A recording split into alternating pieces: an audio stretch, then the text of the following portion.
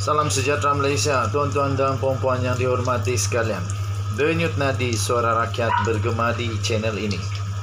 Hari ini ada satu berita yang amat mengejutkan dan pasti menakutkan Datuk Seri Najib Tun Razak, di mana pegawai bank yang telah terlibat di dalam pemindahan wang ke dalam akaun Datuk Seri Najib Tun Razak telah mengaku di mahkamah, tuan-tuan dan puan-puan. Dan pengakuan ini pasti saja akan membuatkan Najib Razak berada dalam keadaan yang kritikal, keadaan yang genting, keadaan yang memang amat menakutkan.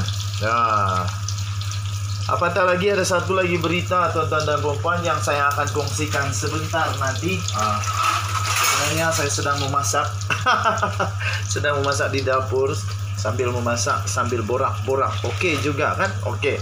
Apatah lagi ada baru saja sebentar tadi diterima satu berita yang amat buruk bagi Datuk Seri Najib Tun Razak berkenaan dengan permohonan beliau untuk mendapatkan hikmat bagi Queen Council.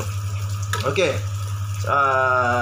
Nampaknya peluang untuk Datuk Seri Najib Tun Razak mendapatkan hikmat daripada Queen Council atau Peguam Diraja United Kingdom agak tipis sekarang ni, tuan-tuan dan puan. Saya goreng ikan, sedap. Sekali-sekala menggoreng, kita tolong isteri, okey juga kan? Okey. So daripada mahkamah yang baru sebentar tadi diterima, pegawai bank yang telah terlibat ataupun bertanggungjawab di dalam pemindahan ke dalam akaun Datuk Seri Najib Tun Razak sebanyak 45 juta ringgit Malaysia telah mengaku. Pegawai bank telah sahkan bahawa lebih daripada 45 juta dipindahkan ke akaun Najib Razak. Mahkamah Tinggi Kuala Lumpur diberitahu memang ada jumlah wang sebanyak 45,8 juta ringgit Malaysia telah dipindahkan ke dalam akaun peribadi M-Bank milik Datuk Seri Najib Tun Razak melalui Vista Equity International Partner Ltd Barbados di antara Oktober dan Disember 2014 yang lalu. Naib Presiden Jabatan Operasi Perbendaraan di M-Bank Malaysia Berhad, Salmah Damanhuri, ketika membacakan kenyataan saksinya berkata bahawa dana itu berjumlah 40 juta ringgit Malaysia itu dalam pound sterling, Great Britain pound sterling, sebenarnya memang telah dimasukkan ke dalam akaun peribadi Datuk Seri Najib Tun Razak. Tak tahulah dia tahu atau tak tahu, tapi memang diberitahu, memang disahkan bahawa memang betul ada masuk di dalam akaun tersebut, wang tersebut. Jadi ini pastinya akan menjadikan pastinya akan menjadikan lebih rumit dan menakutkan Datuk Seri Najib Tun Razak, dan perlu untuk beliau tak tahulah dia perlu akui atau tidak masuk ke dalam akaunnya, ataupun dia tak tahu. Sekali lagi mengaku tak tahu. Tak pastilah.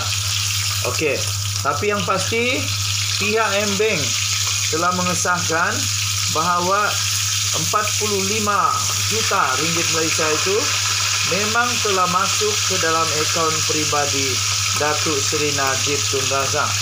Sekali lagi, akaun peribadi Datuk Seri Najib Tun Razak. Ini pasti satu berita yang tak baik bagi Najib Razak.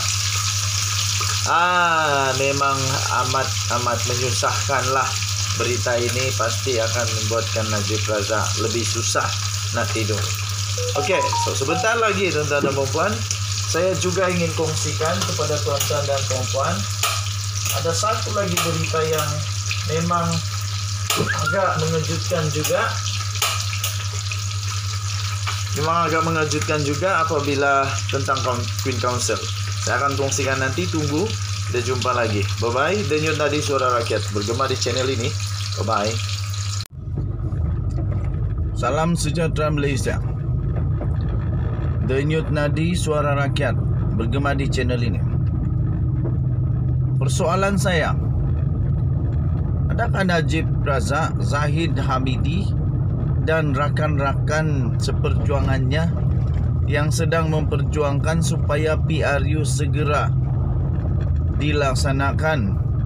Sebenarnya mereka ini sedang cuba untuk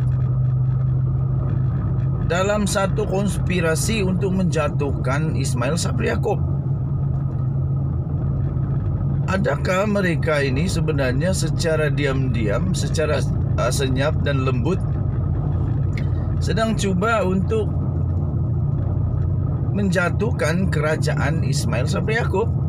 Itu soalan, bukan pernyataan. Soalan ini perlu dijawab oleh Zahid Hamidi, Najib Razak, Ahmad Mazlan, Tok Mat Hassan. Kena jawab ini.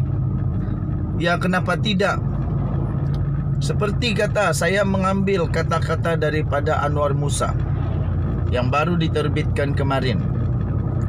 Beliau sendiri bersetuju bahawa tidak perlu ada pembubaran parlimen PRU segera. Tidak perlu mendesak kerana kerajaan sekarang stabil. Dalam ucapan beliau itu yang diterbitkan di Malaysia kini, beliau berkata, tetapi cuba digambarkan siapa yang menggambarkan. Orang-orang yang nak cepat PRU inilah. Cuba digambarkan oleh mereka bahawa kerajaan sekarang ini tidak stabil. Kerajaan ini perlu dibubarkan. Adakan pilihan raya umum segera dan sebagainya. Sedangkan ini dua dunia berbeza.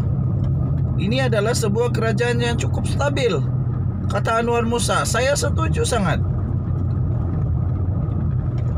Dengan cara mereka nak PRU segera, seolah-olah mereka sedang menunjukkan kepada seluruh dunia, kepada rakyat Malaysia bahawa kerajaan sekarang tidak stabil.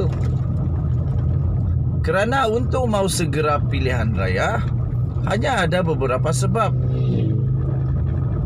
Hanya untuk sebab yang pertama, iaitu kalau terjadinya ketidakstabilan politik, kalau terjadinya ketidakstabilan keselamatan negara, kalau berlakunya ketidakstabilan ekonomi negara, ada kacau bilau dan sebagainya. Tapi sekarang ini dalam perjalanan okey.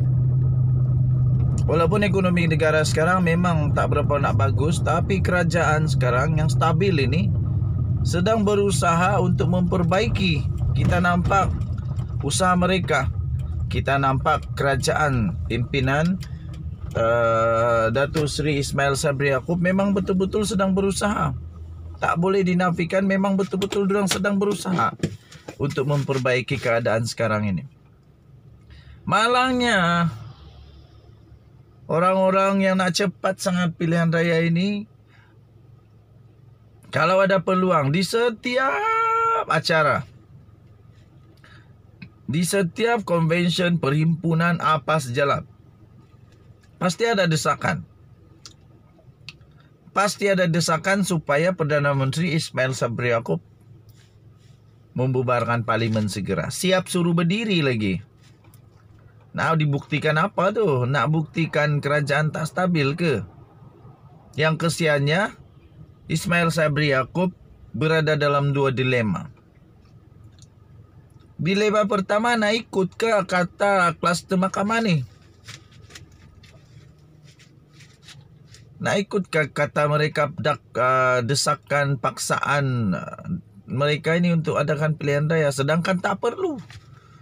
Datuk Seri Ismail Sabri Yaakob pun bijak orangnya. Dia tahu tak perlu, tapi kerana dilema nak buat macam mana, susah sangat. Kedua dilemanya ialah tak ikut ke? Sebab ada perjanjian MOU, tuan-tuan dan puan. Ingat, ada MOU dengan kerajaan dan pembangkang. Jadi bukan suka-suka hati nak buat itu, nak buat ini. Ada MOU, kena ikut MOU. Itulah kata saya. Kalau berani buatlah pemilihan UMNO tu. Bagi Ismail Sabri Yaakob jadi presiden UMNO. Baru tak ada konflik kuasa. Hanya satu yang buat keputusan, yaitu Presiden UMNO dan Perdana Menteri, orang yang sama. Tapi entah kenapa takut sangat nak buat pemilihan parti. Takut sangat nak turun daripada pangkat sebagai presiden, sebagai setiausaha, sebagai timbalan presiden. Apa yang nak takutkan? Kalau kamu memang bagus, ada kuasa, ahli akan pilih semula, confirm plus guarantee. Pasti ahli pilih semula. Tapi kalau takut, memang susah lah. Apa masalah dia dengan takut? Ada sesuatu yang mau disembunyikan? Tak tahu. Denyut Nadi, suara rakyat bergema di channel ini. Jangan lupa tekan butang subscribe, like dan share. Kamu komen banyak-banyak. Kita jumpa lagi. Bye-bye.